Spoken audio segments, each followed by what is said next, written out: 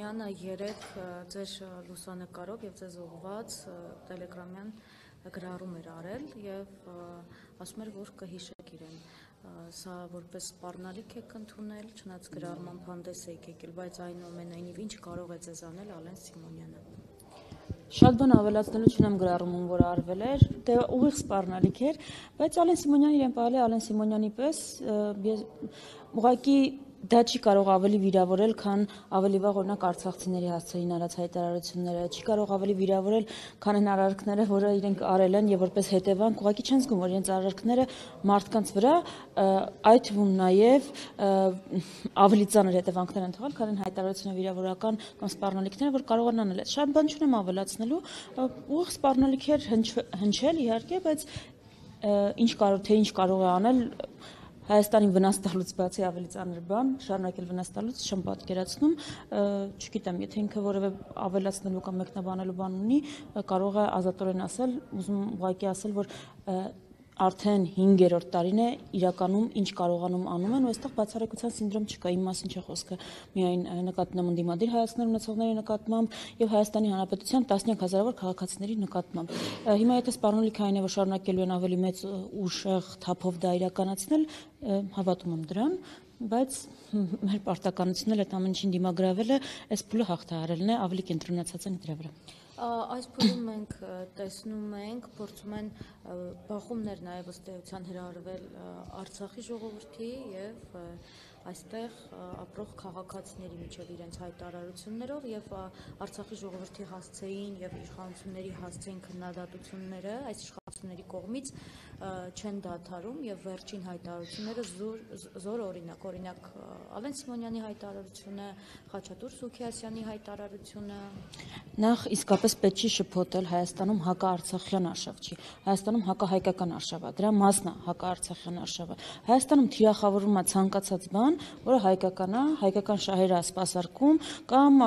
հայկական ինքնություն ու էություն ունի։ Մասիսարը արցախցի չի, բայց մենք թիրախավորվում է։ Այսինքն ցանկաց հայ առաքելական եկեղեցին, գերիները Բաքվի բանտում պահվող, կուսակցությունները ազգային, ուզում եմ ասեմ, այս բաժանարար գծերի հիմքը մենակ Արցախը չի, ավելի լայն է ու ընկած է այստեղ բաժանիր որ տիրես պարակտման քաղաքականությունը, որ մենք 18-ից տեսել ենք սևերն ու սպիտակները, հեղափոխականները եւ հակահեղափոխականները։ Հիմա Արցախահայերի դեմ հատուկ կազմակերպված ատելության քարոզ կա, դա պետական մակարդակով է հովանավորում, որտեղից ենք տեսնում, որտեղ իշխող ուժի падգամավորներն են այդ խոսույթը տարածում, իշխող ուժի լրատվականները պաշտոնական էթնիկ զտման օրերին, այստեղ ենք մենք տեսնում, որ դա ունի պետական հովանավորություն, բայց ես ուզում եմ այստեղ հստակ լինի, սա այն է, ինչ ուզում է Ադրբեջանը, սա ներհայաստանյան օրակարգ չի, սա ադրբեջանական օրակարգ է, ու սա տեղավորվում է մեկ Իլհամ Ալիևի հրապարակած պահանջների մեջ, մեկ Նիկոլ Փաշինյանի հաստատած իրական Հայաստանի այդ կոնցեպտի մեջ, որը ոչ ավել ոչ պակաս արևմտյան Ադրբեջանի ռեբրենդինգն է, այս է Հայաստանում տեղ ունենում, պարակտել որտեղ կարող են եւ Արցախը այդտեղ կարևոր կետ է, որովհետեւ նախ Արցախը եղել է մեր միավորման առանցքը, միավորման ու հաղթանակի հիմքում ընկած եղել այդ միավորումը։ Հիմա պիտի պարակտեմ, որպեսզի հաղթանակները խլեն։ Ես ուզում եմ ուղղակի մեր ցանկացած հայրենակից, ով էս որևէ այդպիսի տեղեկություն է լսում համ արցախահայերի կամ ցանկացած իր հայրենակցին թիրախավորում, մի հատ հարցնի, այդ տեղեկությունը որտեղից է ինքը լսում։ Կարող է որ անհայտ քաղաքից է լսում, անհատ օկտատերից է լսում, եւ հարցնի ում է պետք այս քարոզությունը։ Կհասկանա, որ թշնամուն է պետք եւ կհասկանա, որ այդ իրեն հասնող տեղեկությունները ուղղակի հիմք ու ապացույց չունեն։ Որ մեկը ուզում եք վերցրեք տարածվածներից եւ երկրորդը, դուք եթե նկատեք իրավիճակը մի քիչ Սյունիքում է սրվում, արդեն սկսում են նույնա բովանդակ արտահայտությունը կապանցիների հասցեին եւ այլն։ Ուզում եմ ասեմ,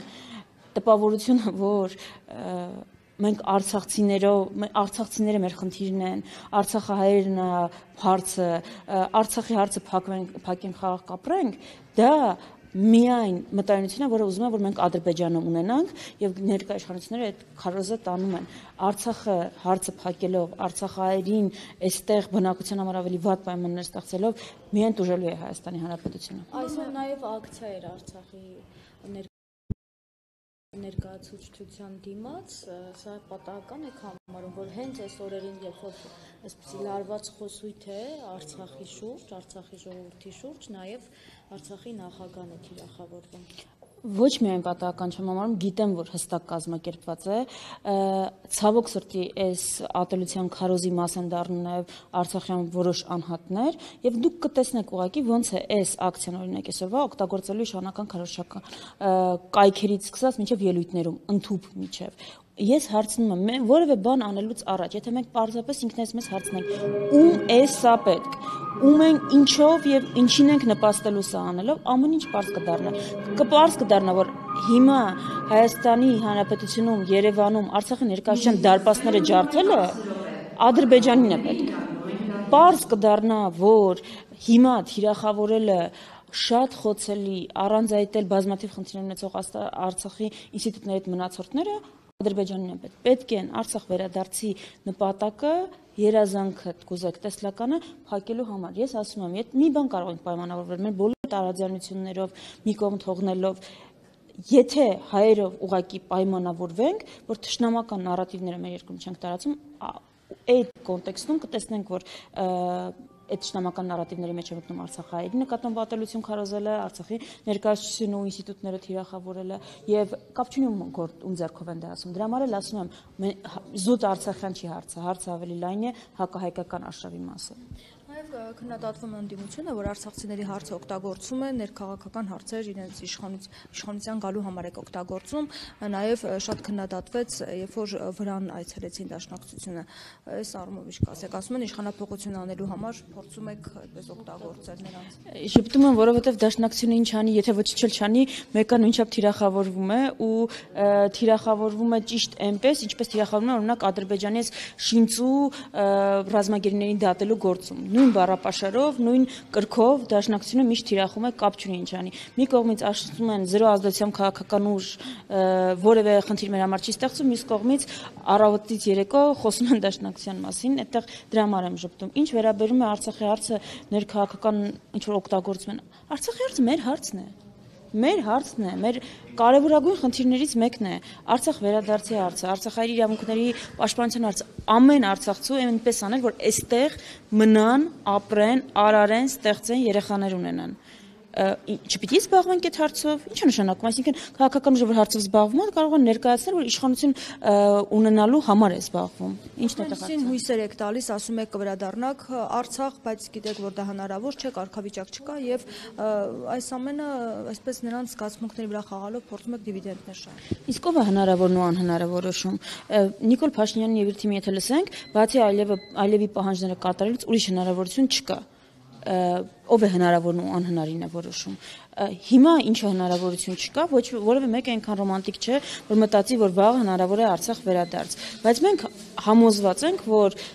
իրավիճակի փոփոխությունով տարիներ հետո այդ հնարավորությունը կարող է բացվել։ Ինչ անենք, բոլոր դռները փակենք, դռներն ու պատուհանները հնարավորությունների առջև փակենք, իզոլանանք ու ասենք հնարավորություններ չկա։ Մենք խոսում ենք հնարավորինս ուժեղանալու, հնարավորությունների առջև դուռը չփակելու, մեր իրավունքները պաշտպանելու համար, որ երբ հարմար պայմաններ լինեն, կարողանանք դա օգտագործել։ Գոնե այդ առումով կարող ենք տեսնել 94-ի Ադրբեջանը կարող էր մտածել, որ մի օր ինքը